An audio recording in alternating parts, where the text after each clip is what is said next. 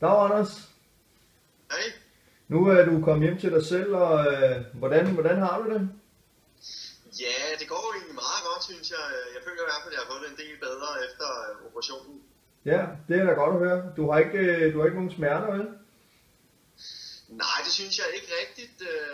Men hvis nu jeg får nogen, så har jeg i hvert fald et spørgsmål, for jeg er lidt i tvivl om, hvem jeg skal kontakte, om det er jer, eller om det er min egen læge. Ja, jamen, som udgangspunkt så ringer du bare til din egen læge, men hvis du synes det er rigtig slemt, så skal du tage en tur på skadestuen. Okay, jamen det skal jeg nok huske på, så i hvert fald. Ja, det er godt. Jeg ved, du har fået en kostplan med hjem. Hvordan går det med det? Jo, jeg synes egentlig, det går meget godt. Altså, jeg følger den, og jeg taber mig også efter den, så det går egentlig okay. Ja, det er da godt at høre. Hvad med den motionsplan, du har fået?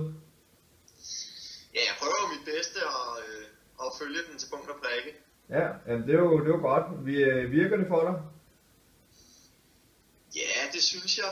Jeg må dog indrømme, at det er lidt en omvæltning af min hverdag og så videre, men jeg skal veje alt kosten og så videre. Det skal jeg lige vende mig til. Ja, det er klart. Jeg kan godt forholde mig til, at det nok ikke er så nemt, men det skal nok blive nemmere hen ad vejen, når du lige vender dig til det. Ja, det er du nok ret i. Det håber jeg i hvert fald på. Jamen, Anders, det er rigtig godt at høre fra dig, at du har det godt. Jo, tak. Og du må også have en rigtig god dag. Jo, tak. Og i lige måde.